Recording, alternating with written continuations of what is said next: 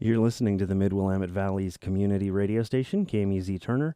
We're on the air at 88.5 FM in the Valley and streaming around the world at kmuz.org and available on the free TuneIn Radio app for your smartphone or tablet.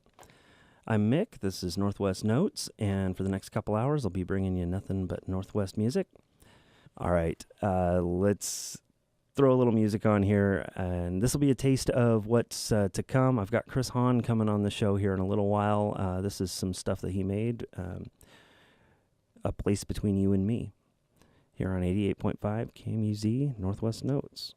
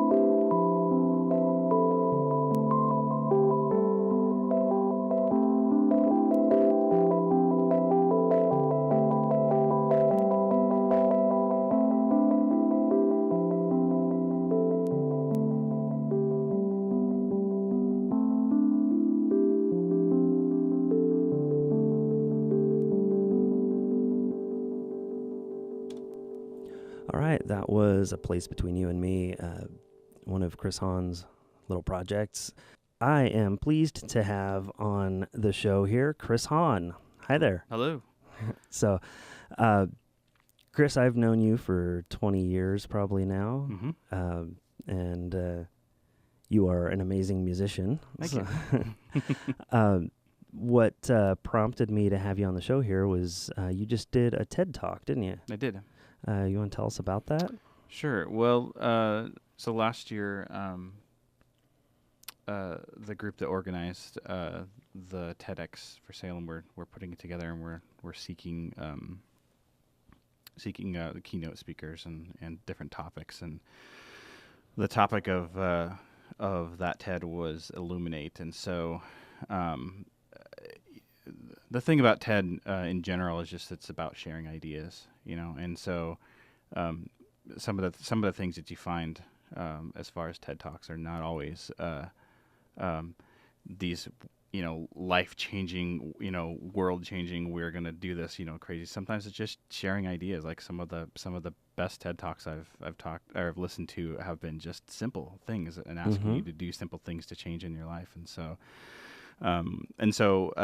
so I got approached by somebody who was helping out with the organization of that event to share, and he said, I've got this friend, and I watched this video of the stuff that he does, and this would be really interesting because what he works with is not only it's kind of multimedia. It's not only with audio, but it's with lights and video and things like that too. And so so they asked me, to present this, and I actually co-presented with my friend Dickie Adams, and what we ended up doing was we ended up actually building kind of an audio video or audio visual kind of an installation essentially. And so what which was basically, it was some music that I had written and multi-tracked and made it pieces of it separate. So what you could do is you could walk up to it, and using the controllers that I had brought and set up, you could individually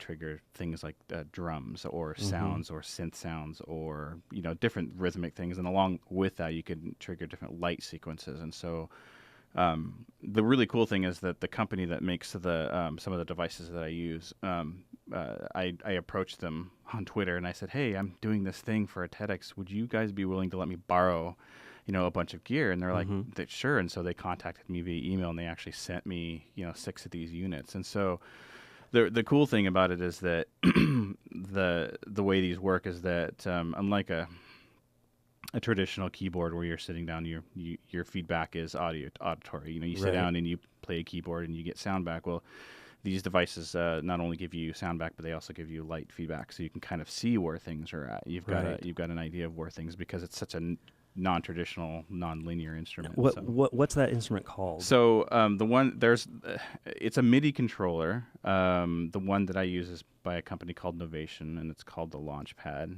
And there are other companies out there that make them. This is the one I've chosen because they're small and they're not very expensive. And I've owned different ones throughout the years, but it's essentially it's a grid controller. So a piano is a very linear instrument. You start with low tones on one end and high tones on the other, and these are flexible in terms of what you can map melodic things to it if you want to, chromatically if you want to, or you can map sounds to them, or you can put loops on them, and you can basically kind of do whatever you want to. It's a very non-linear instrument and very malleable in terms of what you can kind of do with it. And so and actually was the whole reason why I had approached the company to borrow the units, because one thing I hadn't really seen a ton of people explore was using it for visual feedback, purely for visual feedback. And so what we ended up doing was we ended up building this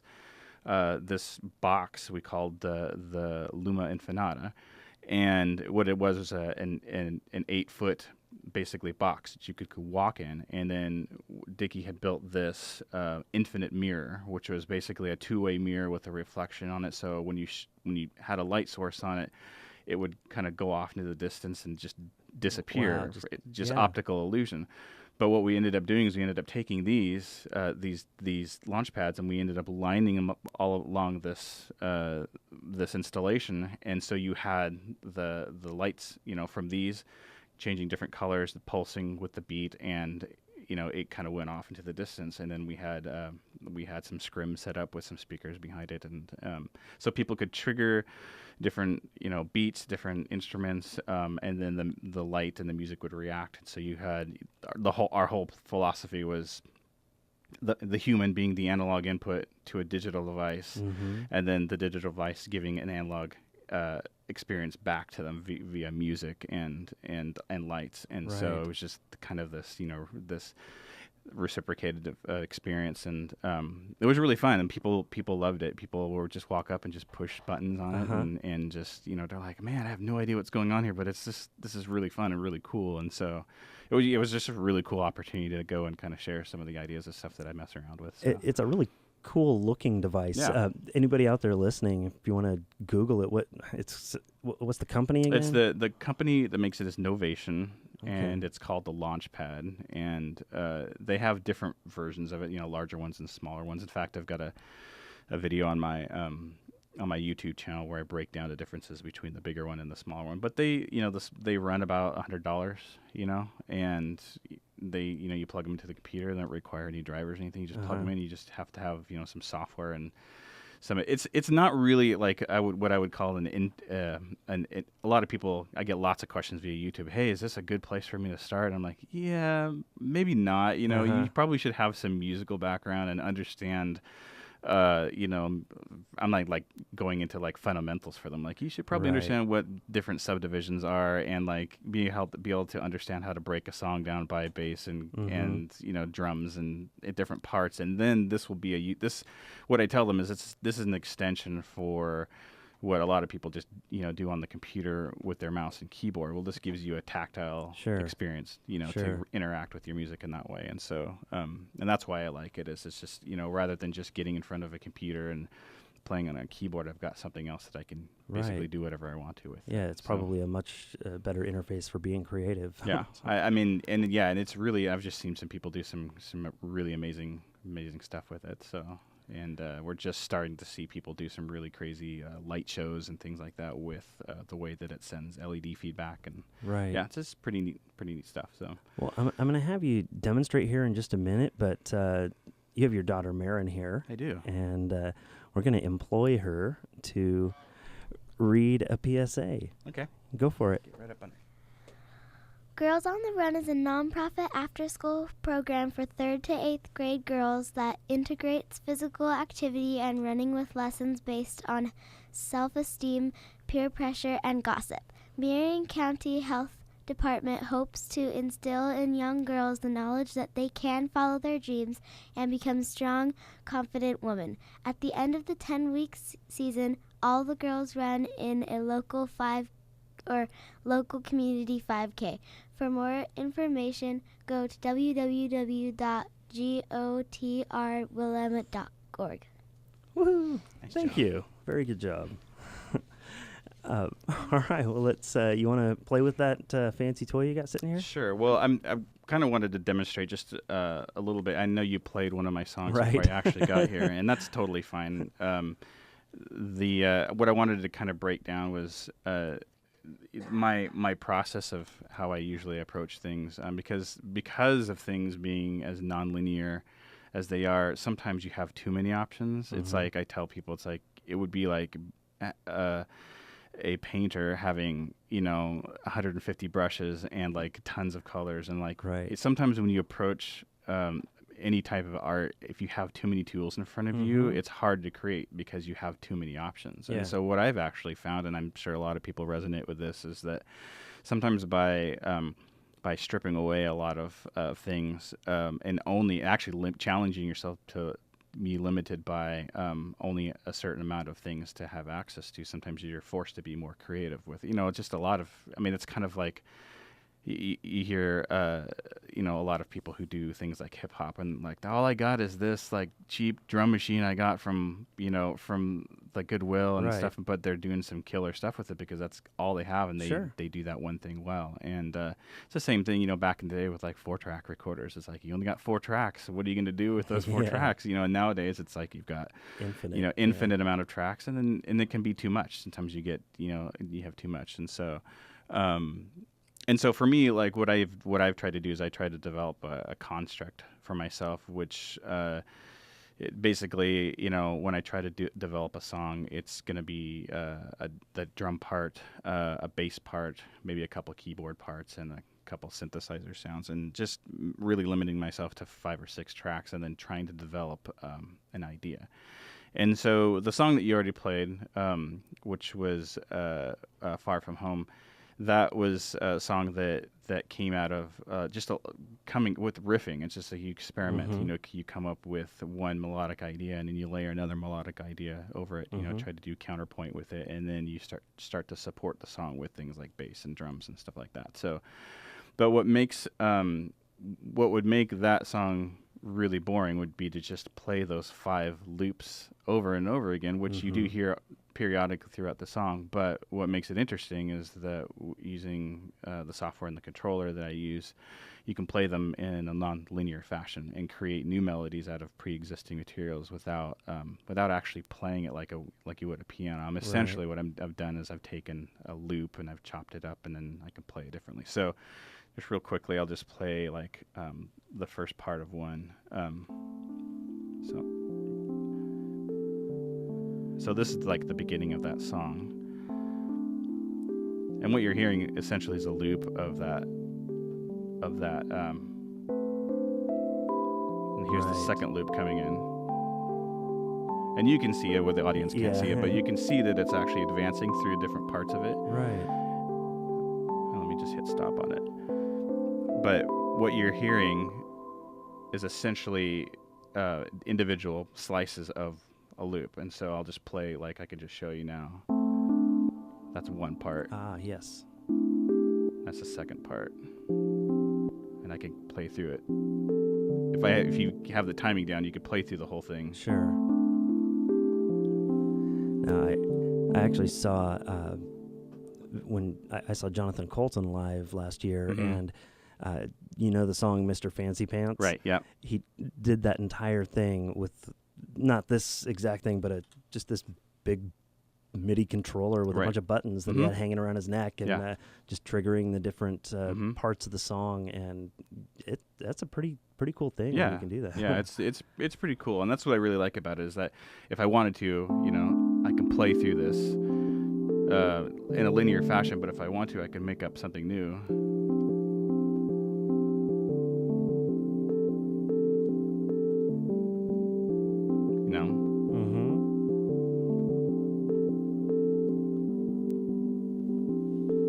So, and that's really what it came down to. It was like, okay, I've taken just this idea that I already had, and then I sat and just started playing with variations with it. And at one point, about halfway through the song, I start playing the entire song in slices inside of itself. So it becomes this very meta kind of thing, where that's where it's like, okay, I've taken this very simple idea and I've turned it into, this something else just by reordering it. And I love the idea that you can just kind of chop things up and do whatever you want, that there's just no restrictions as to what you can do with that creatively. So I have another song to play. Yeah. And that one is called The Long Walk Home. I'm going to play that one here.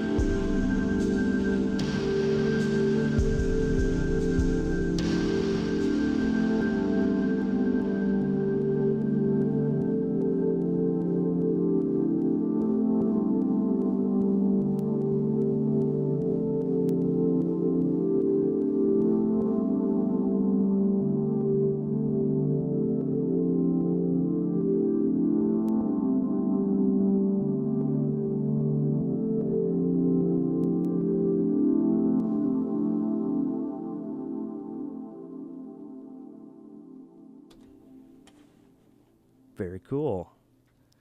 You're listening to 88.5 KMUZ Northwest Notes, and that was A Place Between You and Me. Chris Hahn here. Thank you for joining me.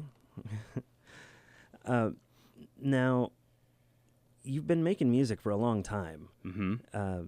You've been in a pile of bands. You were in Holiday. That's my my favorite of everything you've done. So that was one of the most fun times in my life there, playing in that band with you. So you're a very talented drummer, piano player. Obviously, this cool electronic stuff. What else do you play? I do a little bit of singing. Play some guitar. I mean, probably the thing that I still do the most is play drums. I still play drums quite a bit, and I don't know. It's honestly, like, some of the stuff that I'm doing now has come out of it's that post holiday post band stuff, really. Because for a while it was just, some of it was out of interest, but then it got to the point where it's like, well, there are people that do it, but there's not a ton of artists that do this kind of thing collaboratively.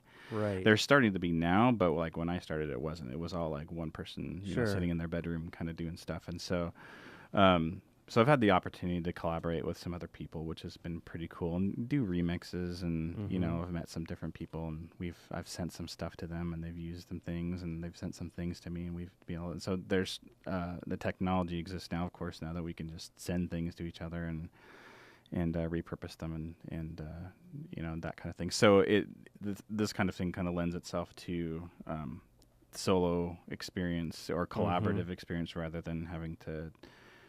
Well, you know how it is. When you're in a band, there's politics and schedule. And I was just talking to somebody about that too. It's like, well, how do you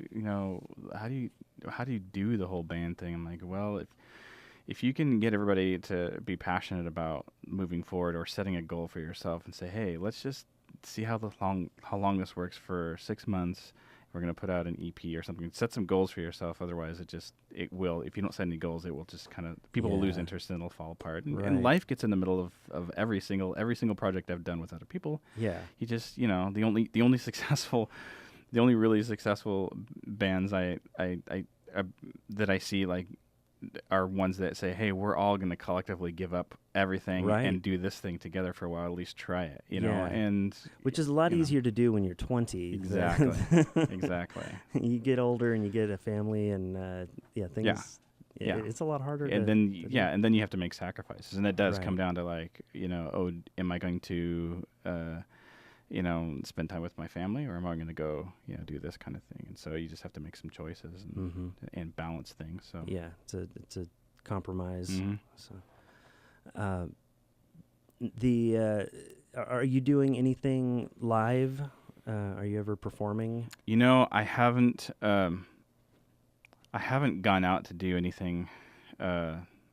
I've done some one-off little things here and there, but nothing. Mostly, like, I'll do DJ gigs and that kind of thing. So that's fun because it's more simplified, and you can still be creative within the context of music that other people have written. Right. And that's always fun, to play stuff for teenagers or kids or whatever, and I'm not talking like wedding DJ stuff. I'm talking about, like, like the kind of, house club kind of stuff. And so that's, as far as, like, going out and playing, but I feel like I'm at a point now where this stuff is translatable to a lot of different audiences, and it's just more accepting, I think, to go and play smaller spaces, especially now with, coffee shops and things like that. So I'm gearing myself towards being able to put together a set of original material and some covers and or even third. I'm trying to mix it up so some of it's live performance and some of it's actually like DJing. Basically playing some material by artists that I look up to and respect that fits in with the program material. And so you can have a little bit of both. Where you're embellishing a little bit on what they've already done, but also you can mix that into something that you've already created and do things like that. So But the tough thing for me is that my creative process and the performance process are not necessarily, they're not always linked, and so it's not like I can be, like I've cranked out a song and okay, now I can immediately go and play. I actually have to go, and there's a period of time where I have to go and say, okay, if I'm going to play this live, how do I make this song the same sort of experience as playing the next one?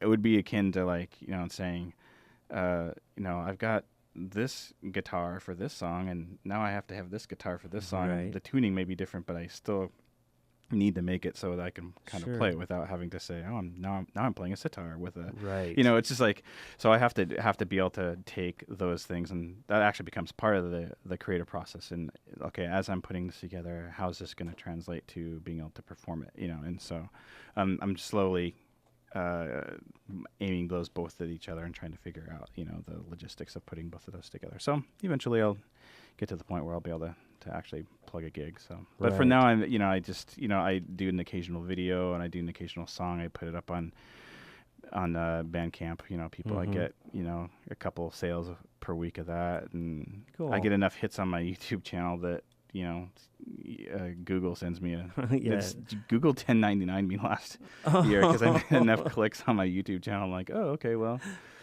I guess somebody wants to keep looking at this stuff. So, but that's all right. So cool. All right, I gotta take a break here and say you're listening to the Mid-Willamette Valley's community radio station, KMUZ Turner.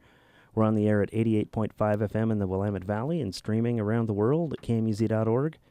And available in the free TuneIn Radio app on your smartphone or tablet. And KMUZ would like to thank LifeSource Natural Foods, and LifeSource would like to thank Salem with their annual Spring Food Celebration and Plant Sale, Saturday, May 10th from 11 to 4. Organic barbecue, hundreds of tasty local samples, live music, and prize drawings. Located at 2649 Commercial Street, Southeast Salem. Eat well, be happy. All right, well, thank you out there for listening. This is Northwest Notes. It's a 2-hour show that we're halfway through it now. Focus on local artists because we have a pile of great talent here in the Valley and throughout the whole Northwest and Cascadia. And if you're just joining us, this is Chris Hahn here on the air with us, talking about his music, and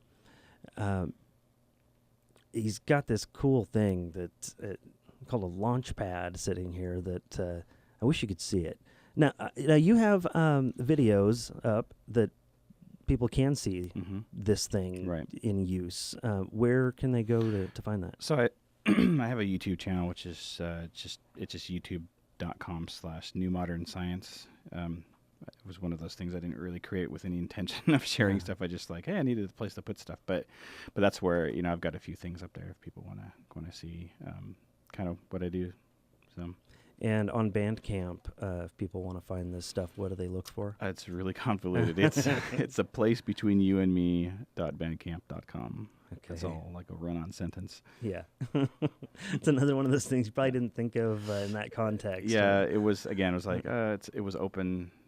I picked that name, A Place Between You and Me, because I was at the time trying to think of philosophically how I wanted my music to come across, which was me trying to put something that I represents me creatively in a space that other people could approach it.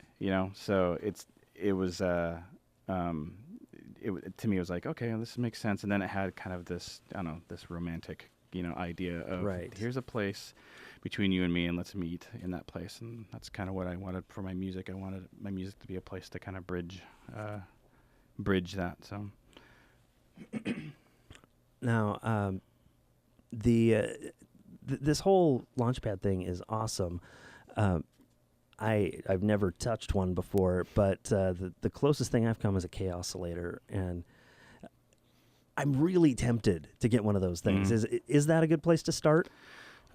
Yeah, those are fun too. Those the nice thing about the K-oscillators is that they have a bunch of like generative like stuff built into it, and in that unit especially, I think they have the mini versions that are only like $100 or whatever, right? And they do have like some rudimentary like looping stuff.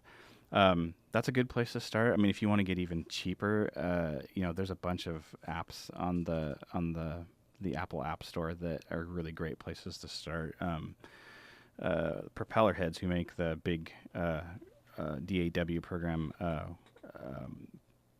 Reason, which is what a lot of people compose music on, has an app called Figure, and it has a bunch of stuff built into it for you to just start making like songs right off the bat. I mean, it has all of these you can with one finger create beats, create synthesizer lines, create bass lines and things, and then save them as a song and record performances and things like that. So I'd actually like from just getting into playing with music, like honestly, the App Store is like a great place to start. I mean, because 99 cents an app. Sure. If you really want to get serious, you might pay like $20 an app or $50 for like something like really crazy. But if you just want to get into start playing with stuff, that's like a really cheap place to start. It's there. So isn't that weird? I mean, you think back 15 years ago, 10 years ago, even you didn't think twice about paying $100 for an app.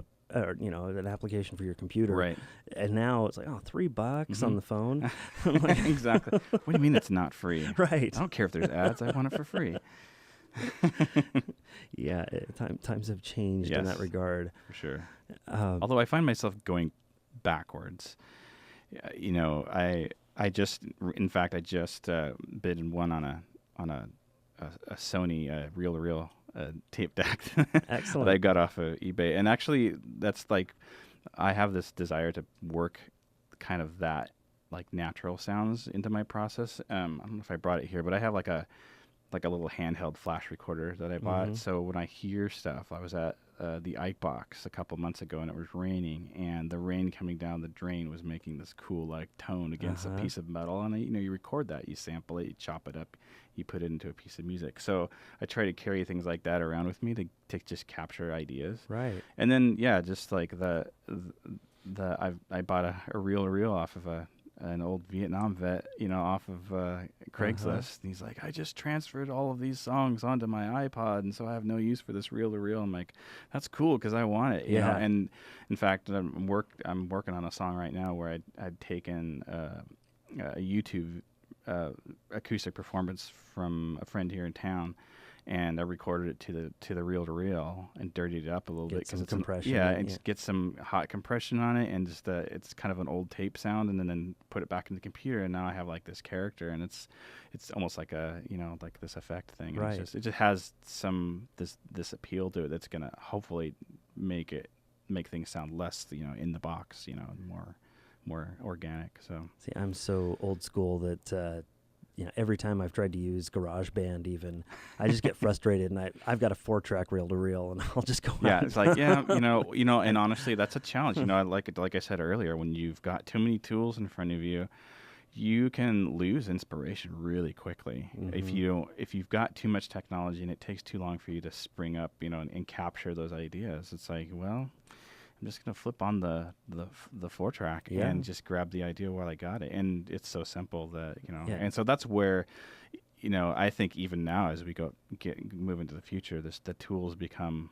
There's just more and more tools. I see every single day. I get just emails with all this new thing, and you just have to either pick or choose, or you have to tune it out and say, look, this is what works for me, and I need to put things inside of a box in order to make it more successful. So now you talking about recording, you record other people too, don't you? Yeah. Mm-hmm. I've done some EPs, and I've done a couple albums with some people around town. So. Now, you have a studio in your house, or you do? I don't. I haven't. I don't do that stuff as much as I used to.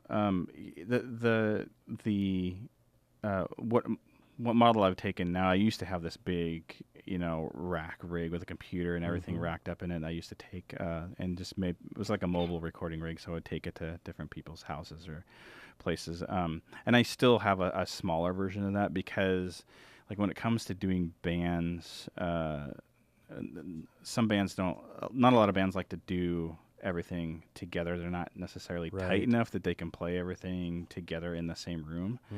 And so what we ended up doing is you end up doing a click track, and you do a scratch, and then you have the drummer go and play, and then you just start layering stuff. And so when it comes to that, my approach has been to to do all that kind of pre-production stuff with them at their house or whatever, with the gear that I have, and then go to a studio and get a nice kit, spend $300 for the day in the studio and get nice microphones, nice preamps, the whole experience to get a good drum sound, and then everything else you do single track at people's houses, or you rent a place or now do something like that. So. What do you what's your opinion on when recording, talking about recording everyone live or doing it track by track like that? I know when everything we recorded as Holiday we just did live, which is band wise so much nicer. Of course sloppier, right? But what do you think about doing both of those?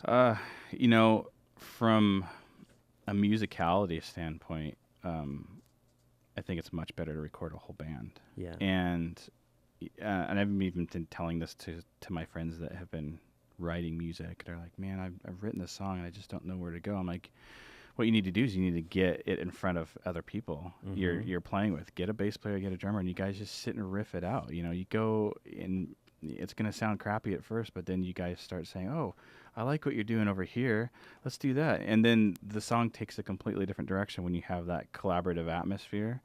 Here I am talking about that as a solo artist. Right. But no, I totally respect that, and I think it really works for everything. And I think the more you can play together and understand each other's timing and where the spaces are in the music and work together collaboratively, I think the better. But I've been a part of projects where it's been very downhill, where it's like X person writes the song, I'm just here to hit the drums and you just tell me what to play, and that's a different experience, and it's not bad, it's just different. Yep. But I don't think that's as conducive to the whole the tightness of the sound and that gel that you really want to get out of that sound.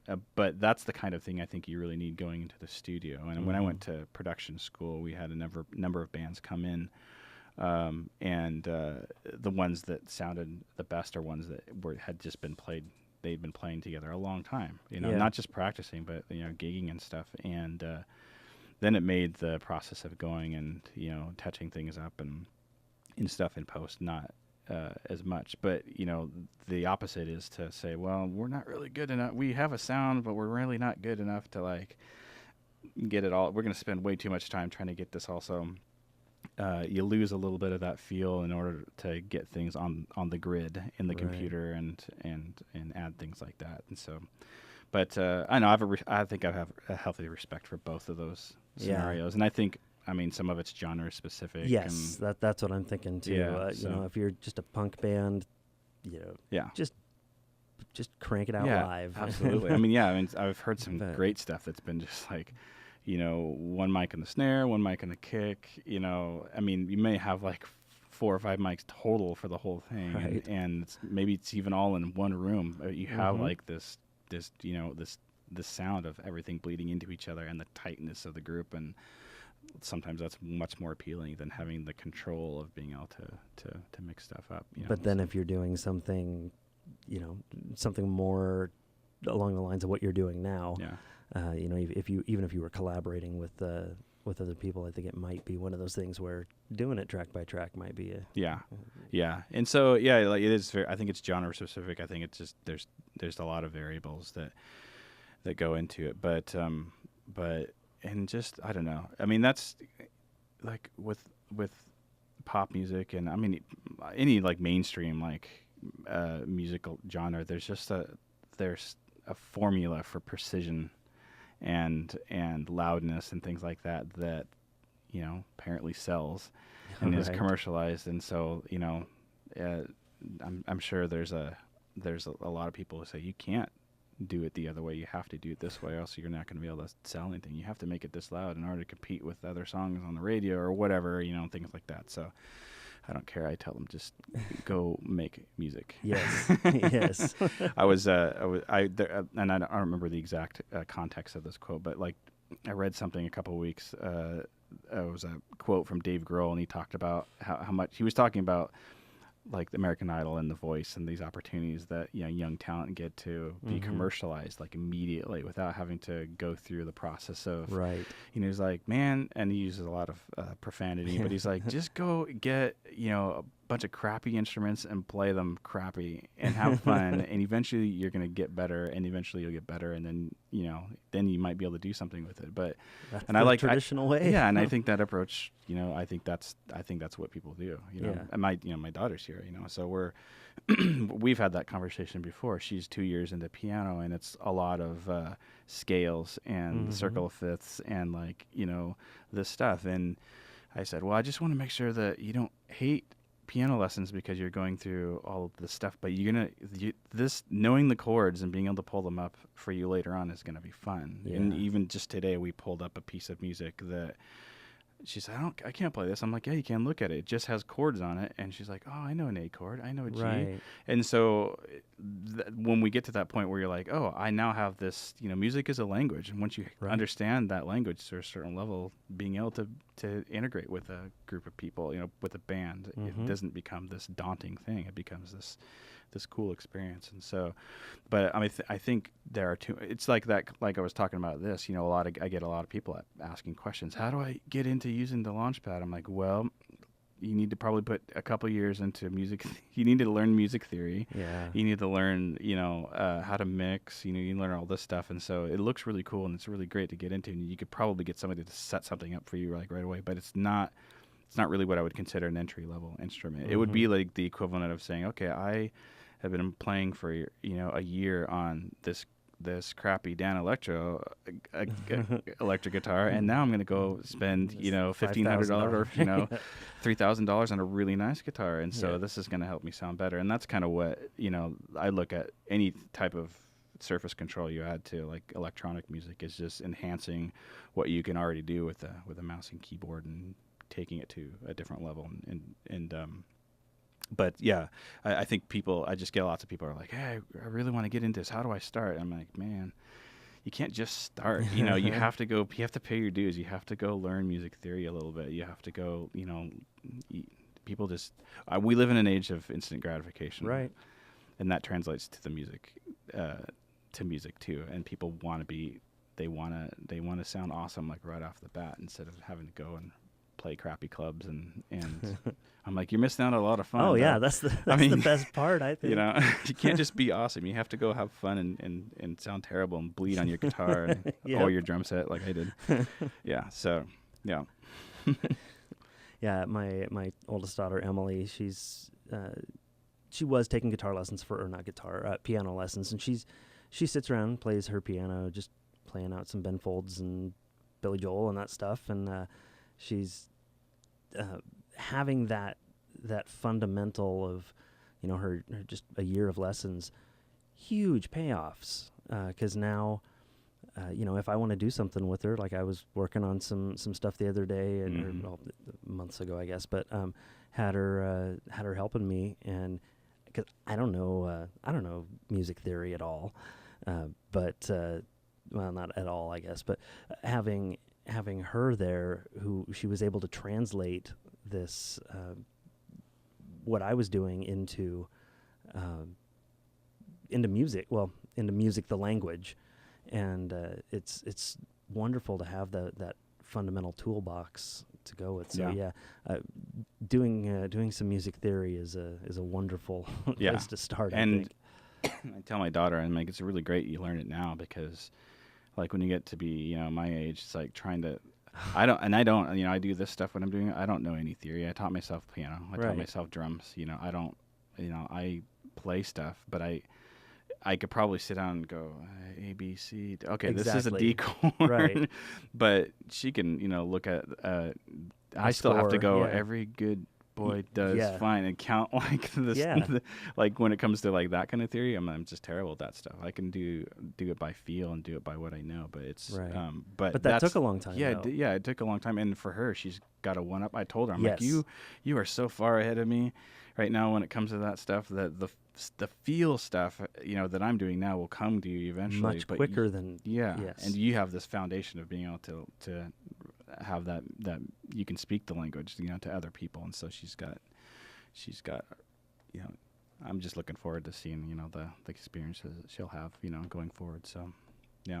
And then, like you said, that at some point she and I are going to do we'll do some stuff together, and that'll be fun too. So. That is awesome. Yeah. You're going to like that, Marin. Now, do you have anything else you're going to play on the? I do have one more song that I'm going to play. As I mentioned earlier, I do some collaborative work with some different people. In fact, I've got a project I'm working on right now with some friends up in Portland. They did an EP, which is kind of a rock EP, but they asked me to remix some of the songs and take kind of an electronic slant to them. So I'm doing some work with them. But what's that called? Their group it's called Someone, and it's actually a project out of a church, and so they're doing kind of a post rock, shoegaze kind of music, and it's kind of interesting. And so it actually kind of leads to some of the ambient kind of things that I do. And so I'm going to see if I can kind of bridge that sound a little bit and do something a little bit different with. So they sent me they Dropboxed me all the stems. Yeah. I said, hey, as you guys are doing the studio stuff, just drop out all the stems, give me the vocals and the parts, everything separate. So they gave me all that stuff, and so now I'm just. And typically, what I do is I'll get like even just the vocal part, and I'll just sit there and I'll loop a verse, and then I'll just sit there at the piano, and I'll just kind of play with alternate chord variations of what they originally did, and let that be inform the structure of a song. And so I've done some collaborative stuff, and this is actually the song I'm going to play for you right now. Is there was a band up in Vancouver, British Columbia, called Data Romance. And it was a 2-person outfit, and this guy Jay and this girl Amy, and she they had a project going, and I actually found out through them through they use similar gear that I do to do kind of what they do, and so I emailed them and said, hey, I'd love to do a remix of one of your songs. Would you want to send me stuff? And sometimes people are like, we don't really want to do that. But these people are like, yeah, sure, no problem, and just let us know how it goes and stuff. And so they sent me the stems, and I played around with they had kind of this kind of breakbeat Rhodes piano kind of thing, and I heard it, and it had like this fast clip to it, and I thought, man, this song to me sounds just kind of dark, and I feel like this lyrically it could go in a much like darker place, and so I actually ended up doing it cut time from what they did, and added a bunch of string samples and some just I glitched up the vocals and just did some and I love that actually. That was one of the as somebody who does a bunch of solo work, that's a way for me to like say, hey, I can get in and I can take something that you've done and then we can do something different with it. And it's a different kind of collaboration. Yeah, and it's not necessarily them, it's not necessarily me, it's something that's in between the two of them, and which is really great. I mean, I love hearing that stuff, and I love the experience of being able to get in and do those kind of things. So the song is called Beating Records, and I'm going to play that one for you right now. Excellent. You're listening to 88.5 KMUZ.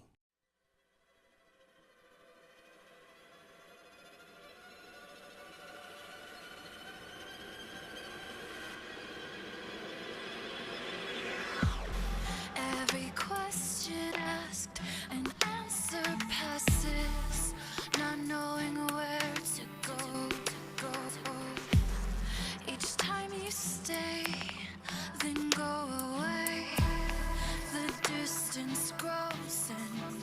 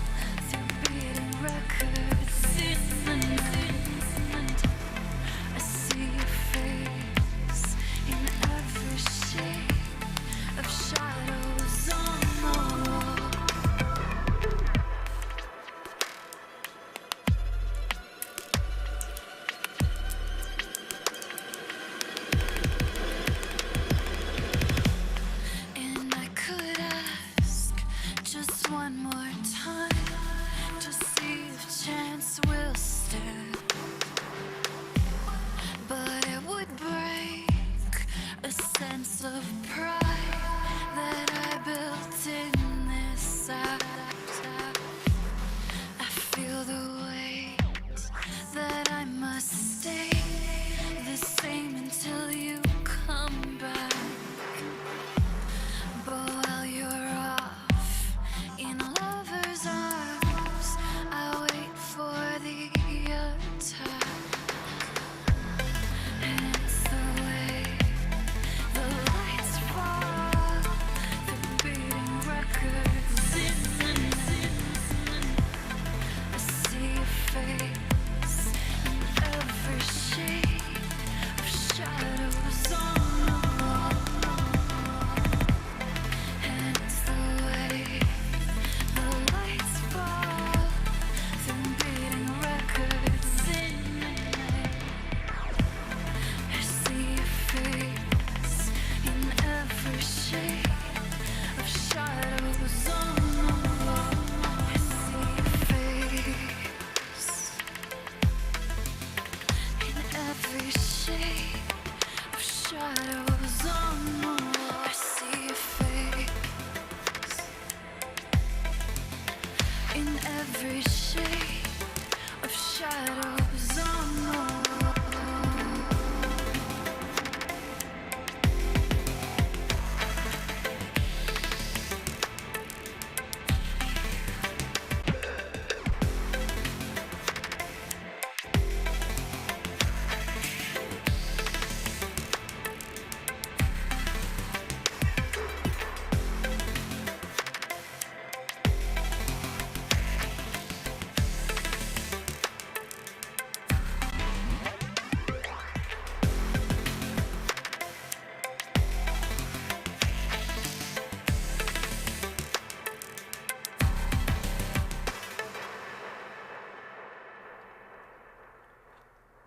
That is very cool.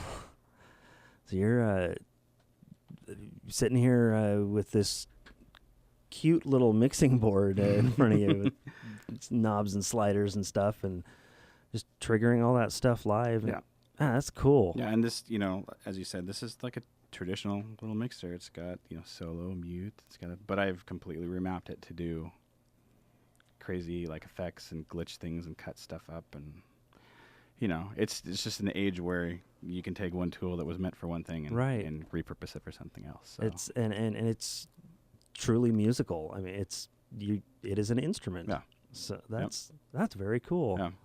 Man. And these are $40, by the way. So I mean, just like the ability to grab this stuff and do stuff with it is just it's just crazy. It's just, wow. It's just mind blowing for people who like us who have come from the age of like giant mixers and things like that. Just the idea of being able to do stuff like that is just to me it's still like refreshing to say, man, I can just throw this stuff in my laptop bag and go to a coffee shop and like do stuff.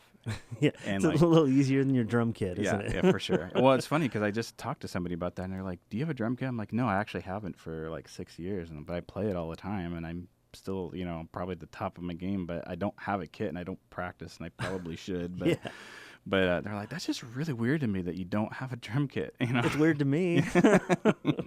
But I do. I need to get one. But yeah. So. Wow.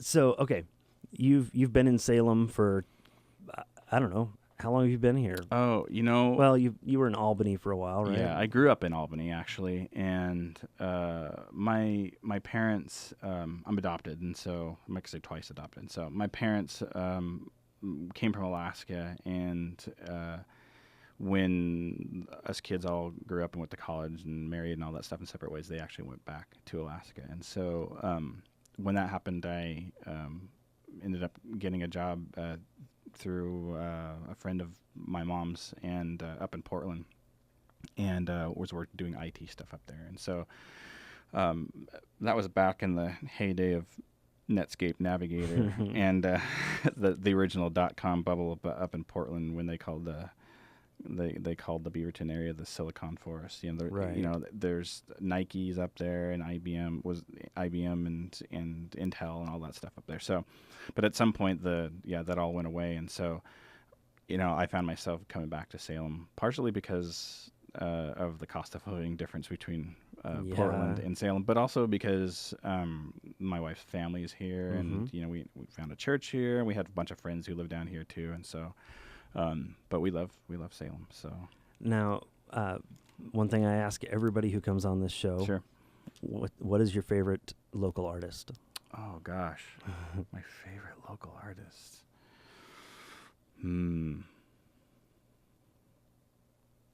That's hard. I mean, you're talking about music artists, obviously, because I have a lot of favorite like people who do traditional art and sculpting and stuff like that too. I run in some of those circles as well. Man, that's hard for me. I actually haven't been out to a bunch of shows lately. I really don't know. I don't know. I find myself going to catch a show every once in a while, but I actually don't stay up on a lot of local stuff, and so I know mainly it's just in my circle of friends, and so a guy Logan Martin, he's a local guy, and my friend Jeff Brown plays some music. Actually, last Friday, I have a friend who's going to Uganda with her physical therapy class to do a study on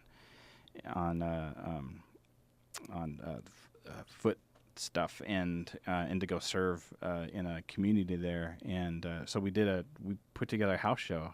And that was a ton of fun. People came, and it wasn't just, hey, we're going to play music. They played their songs, and they had a story behind each song, and there were songs that they wrote. And so and hers in particular was her love life in three acts. And so she told the story, and then they had the music following up with the songs that they played. And so that was really cool for me. I keep thinking, I love yeah, and in fact, I was just talking to somebody at a coffee shop recently, and they were like, yeah, we like to have music in here, but we don't want it to be like a concert experience. We kind of want people to come here and drink coffee and hang out and stuff. So if we have music here, it's kind of background music. And I'm thinking, well, that's a bummer, because there's some legitimate people that could be playing. And so when I did this house concert, it was great because it was small and it was intimate. Everyone's there focused on. And there was snacks and stuff, and snacks as a bonus. But it was an enclosed space, and it was just super cool. I'm like, man,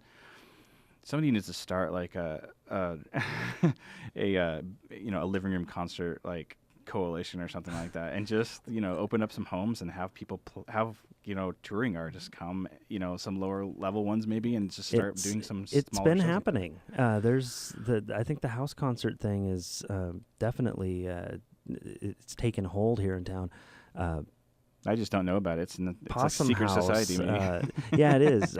Possum House. Alex and Jen, they run this one down in South Salem that is wonderful, and they've had John Vanderslice come, Jason Anderson. I mean, some big names come through, and it is wonderful to go and experience this show in a living room.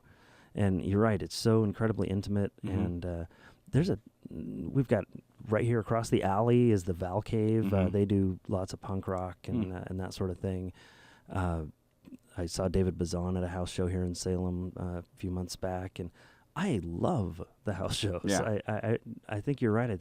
A coalition is a good. Actually, there might be such a thing. Actually, I think I think there are folks out there that there's a website that everyone just posts on where they're going to be touring. No, that's great. I mean, if you can find a good space and somebody willing to give up their space, you can always find gear, and put together a show. But and I do, in my professional job, I do media, so I do a lot of video work and audio work too. And I'm thinking, this would be really great. Somebody needs to open up a venue where we can, set up some cameras and record the whole thing and start, I don't know if it's a KEXP up in Seattle has a YouTube channel, and they constantly post, and that's every single day. It's like gold in my inbox. I love that. I'm like, we need to do something like that down here. It would be awesome to do like a little house show and then like, do individual tracks and then post produce them and put them up on YouTube and share them that way. I think would be cool. So, but yeah, I love that because as a kid, back in the 90s even, you would get up right up against the stage when the band was playing, and that gap between you and the artist was very small. Mm-hmm. And that's what I love about the house show is that there's just, you're breathing the same air as this person essentially, and there's just so much more texture, so much more connectivity, and it's just you're sharing the experience with a smaller group of people, so you don't feel like you're lost in this in this big experience. And so more house shows. If anybody's listening, let's make it happen. Do it. Again, thank you so much for coming on here. It's been fun. I don't talk to you near enough, so it's fun to just sit here and chat. Now, folks that want to look up the stuff that you've been working on making, you want to tell them again where they can find that? Sure. I mean, you can look at my YouTube channel, which is youtube.com/newmodernscience, and then anything that I have. I did two songs that we played today are available at my Bandcamp, which is a place between you and me.bandcamp.com, or you can go to aplacebetweenyouandme.com and it'll take you there as well. So either one of those places, and just got a couple. If you want to listen for free, you can go to YouTube. If you want to take it home with you, you can pay $1 at Bandcamp, and cool. Or if you email me, I might even just send it to you. So. I'm more interested in people just getting it out there. In fact, it's been really cool. Like I've had a number of people on YouTube be like, "Hey, I'd really love to figure out how it is that you've done this. Can you like send me your project files?" I'm like, "Absolutely." I mean, you can't claim it as your own, but I mean. Right. Take it and take it apart and learn something new, because it's like, it's cool. I love that. So. Well, that was even when GarageBand came out. You remember Trent Reznor? Oh yeah. He did when he released whatever record it was at that time. Released all the source files at the same time, so people could just mix it. Yeah. There's in fact 2 years ago, about a year ago, I bought this album by an artist named Triphonic, and he had the typical $10 album that you could buy off of iTunes, but he had this producer's version that you could buy for $40, and it included the album in high quality and the stems for every single one of the songs and videos with him, 15-minute videos for each song with him walking you through the different parts and soloing pieces out and saying, okay, this instrument here, it sounds like it might be a mandolin, but it's actually just me playing my high string guitar with a pencil, and just like getting into the head of the producer. And I'm like, dude, I'll pay $100 for that experience. I'm like, more producers need to, stop hiding their secrets and share them with people. For one, it educates people. It gives you a peek into a deeper look at the artistry. And if you're afraid of people, taking your production techniques, that forces you to create new ones, and so it's like it's just a win for everybody, I think. And so I love it when people say, hey, I want to show me what you do. I'm like, sure, come over here and hey, let's have coffee and I'll break down this song for you, and we'll take as long as you want, because I love sharing the knowledge. So